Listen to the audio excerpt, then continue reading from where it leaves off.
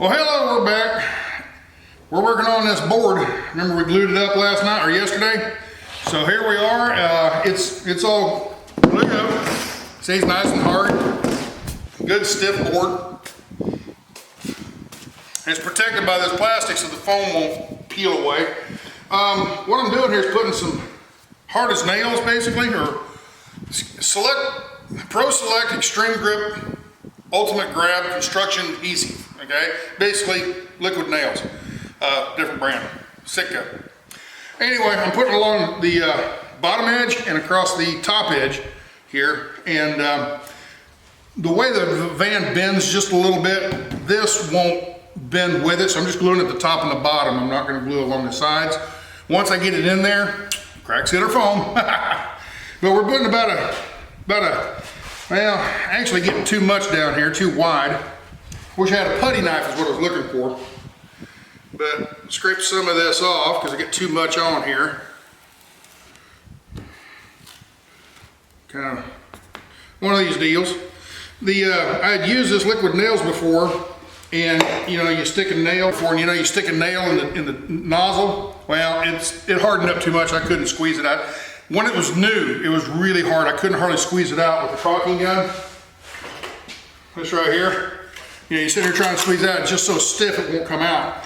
So there's only about that much left in it. So I just cut the top of it off and I'm scooping it out with a stick. We're gonna try to get some of this cleaned up a little bit. So I only got glue on about the last ½ inch. All right, and we'll go with that. That looks pretty good. Smooth this out. We're gonna flip around and put some on that side. And then we're gonna go put it in, install it. All right, we got it all glued up.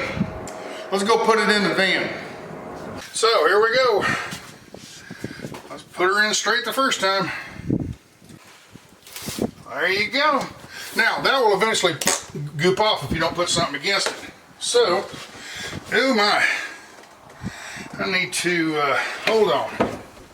I got me a blanket here to protect my floor. I just put the floor in, I don't want to get it all scratched up. So that's just an old moving blanket is all it is.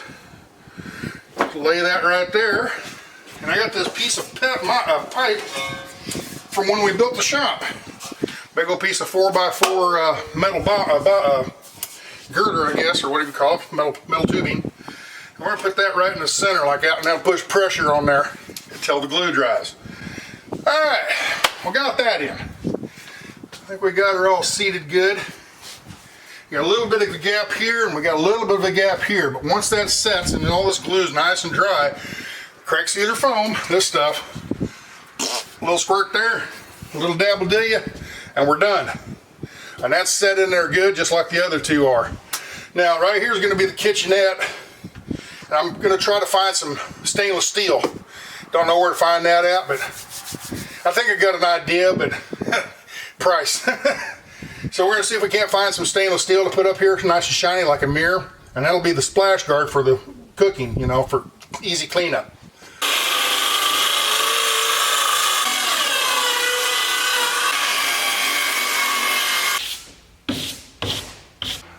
A little trick for you guys are cutting plywood, and you know how it tears out so bad? Now here, I'll show you real quick. Okay, see this plywood right here? As I cut it, this was my rough cut, so I didn't worry about it because I knew it was going to chip out. But see how they chip out real bad? And you have people tell you, well, put some tape along here and that'll keep it from chipping out. What I've learned is you take a straight edge, put it along your line. I haven't done this side yet. Take a razor blade or any kind of a utility knife, put it right on the edge here, right where you're going to cut. All right, and then lightly score it, then score it a little heavier, then score a little heavier until you get through the first layer or so. Theoretically, if you just kept doing this, you cut all the way through the tube before the plywood, if you went deep enough. But all I've done is went about that deep. That's it. But it cuts that first layer. But it cuts that first layer of plywood. Okay, that first ply. And once it's cut, the other one, it supports the one below it, so the one below it doesn't rip out. So as long as you don't touch your blade to this side of that score, you're okay. Put a 2x4 under here so we don't cut into the table. Let's get the saw. Now I need to score all these. So let me score all these first and I'll get back with you.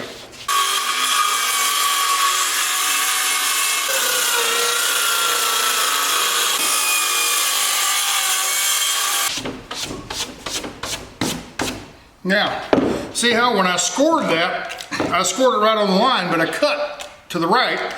See how this side chipped out? This side chipped out because there was no score on that side, but on this side there was. So, I've got a real nice pretty edge right here, okay? I'm gonna clean this up, all these little edges and stuff right here where the saw can't get down. I'm gonna cut that, chop that out with a saw or blade or whatever. Clean it all up, and we'll go test fit it in the van. I got to thinking, after I was cleaning this up, all these edges and everything, I got to thinking maybe I ought to point out, this might be super simple for most people, some people don't know, I don't know. So, what's my old saying? Learn something new every day, you'll become a smarter person, or be a better person for it. So anyway, how did I make all these cuts? How did I know where to cut? So what I did is I went inside the van and I made different measurements. I come across here on the bottom, the overall width of the bed is 74.5 inches. Then it angles down and then shorts off. So I measured this measurement, all right, did that. And then I went up here where this plastic is and I made a tin plastic up here. Shoe, measured there, come on, tape. Went across there, and I got all these different measurements all the way up and down this thing, all right?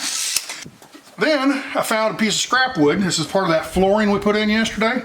Found a piece of scrap wood, and I did some measurements and all that, and figured it, and got a template here. Oh, my own screen, woohoo! I'll get over here. So I got this template, and made this little template, so I know exactly where to cut, how to cut these corners. That's the complicated one here, and that's the one that's the most important. That's the load bearing. Of course, this whole thing is going to be load bearing. Once I get this wall up here, I'm going to screw into this 2x4 and the whole thing. They work together and make everything nice and strong. So, anyway, I made this template for right here, and I made all kinds of measurements. Then I came in here. This is the bottom. That's the top. No particular reason. You just have to pick one somewhere. And I took my measurements. That very first cut that I made, the 74.5 inches. Then I went down here with this trim piece, or this template, put this on the corner, mark that out, one over here, mark this one out, done with the template now. Then I came in here and, I need a center mark, a center line. So 74.5 inches, divide that in two, you come up with, I don't remember what it was, 37.25. So, draw a center line right down the center. I don't want to mark the whole thing up because this is going to be a beauty, show. So just where I needed the mark, took my pencil and put marks just about right in the areas that I really need, really, really lightly so it'll sand right off. I learned that the hard way. Put a big mark on it, then it takes forever to sand all that out of there. So, come around to this side. This is the top side. So I come up to the center. Here's that center mark right here. And what was that top measurement? I wrote it down over here. It's 64 inches. From this end to this end at the top is 64 inches. Divide that in half, 32. So there's 64 inches, so there's 32 inches, all right? So that, from the center mark out, drew my line. Center mark out, drew my line. Then I went to the other measurement, was 64.5. That was right here at this next juncture, okay? Measured 64.5 to be 32.25. No, what did I measure? 64, I don't know. Anyway, all the numbers, and I divided them in half. From the center out, made a mark. From the center out, made a mark. From the center out, made a mark. Flipped everything over, measured the other way. Center out, center out, center out, made my marks. All right. Once I made my marks, straight edge, draw a line, draw a line, draw a line, and I got that. So there's that cut. Then I come over here and did this cut. Before I did that, I scored it so it wouldn't chip out. I think I've got it all made. The only cut that I haven't made is right up in this corner right here. There's all those wires up there. And I'm gonna get it in there and see if I'm pretty close to fit first. Then I'm gonna come and notch out where all that wire bundle is gonna go through. So I'll see how close I am first before I do that cut. So, time for a test fit.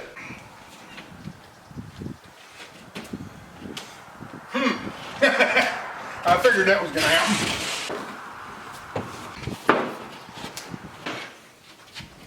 It don't fit. It's close though. It's very, very close. So let's zoom in here. What we got here is that corner down there fits. And that fits real nice. Look how nice that's gonna fit. Let's see, zoom in. Look how nice that's gonna fit. My problem is right up here. That little corner right there. I'm gonna have to notch that out just a little bit on each side. Get that in. So let's take her out, let's notch that out a little bit, maybe a 1/4 inch, and I should be able to stand her straight up and down. Maybe it'll fit this time. Oh, look at this.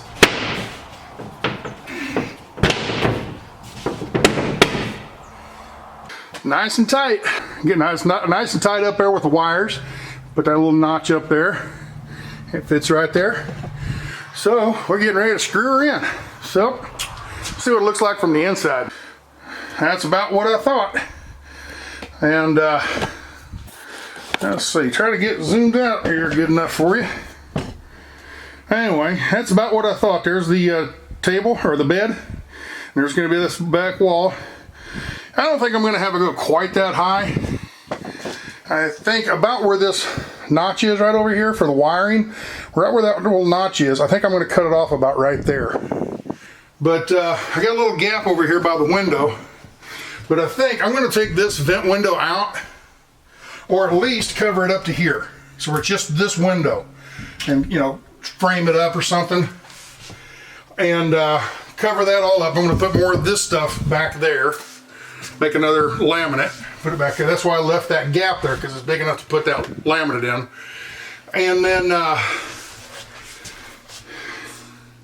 it's coming along. I've made quite a bit of progress this week. So, see if I can't think of something else to do. I got a few more hours of daylight. But anyway, I can't go all the way to the top of the ceiling with this wall because it would cover up my fan up here, see? I've got my Fantastic or Max Air fan is right here, so I need to have this shelf come up so air can flow over that shelf. And then I'll probably put little railings around here, and I use that to set stuff up on there. So, but that's about what I had envisioned, what I thought I'd do right here. This table, the bed, and that wall, and refrigerator's going to go there. Kitchen counter's right here, and actually that's pretty sturdy, just with the 2x4 under it. So it is good. It is good. It's break time. Give me a cookie. Been working. Sun's starting to go down. These short days, man, they're something else. Making another one of these panels. These plastic fiber, the plastic foam sandwich panel. Made another one of those. That's going to go on the back panel back here, or on the back window.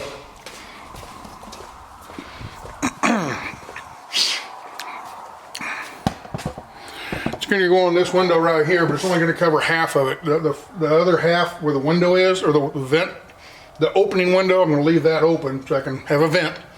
But from here back, I'm going to cover up with that foam board. I found this other piece I forgot I had when I tore this all apart. This cover for the back air conditioning. This back air conditioning unit blows air up here and goes up through the cabin. I put that back in there, cover that up, protect it and everything. It looks better. So what have I done today? I put this cover in. Covers the air conditioning vent, or air conditioning motor. I put the the foam board we made yesterday, I put it in that window, glued it in. I made another foam board for this back window, and I also cut out the plywood to put as the back wall of the bed area. Didn't get a lot done today, but actually that took more time than I thought it was going to take, all the measuring and stuff like that. So we got all that done. I've got to go to work tomorrow, go back on the road. They've got a load going, I've got to run up to Arkansas. They're going to pay me to drive all the way to Arkansas to pick up a load going to Illinois. It's going to go up there close to Chicago somewhere. I can't remember the town, but it's just west of Chicago. Deliver that trailer, and then I'm going to bounce just over the line about 100 miles into Indiana, to Lafayette. I'm going to pick up a trailer in Lafayette going to somewhere up by Seattle, Washington. So I'll keep fingers crossed there's not any bad weather up that way. So with all that said, it's getting kind of dark. The sun's starting to go down. We've got a bit of a sundown. It's nothing like it was the other night, though. Man, that one the other night was beautiful. This one here is going to be okay, but it's not amazing. Let's see here.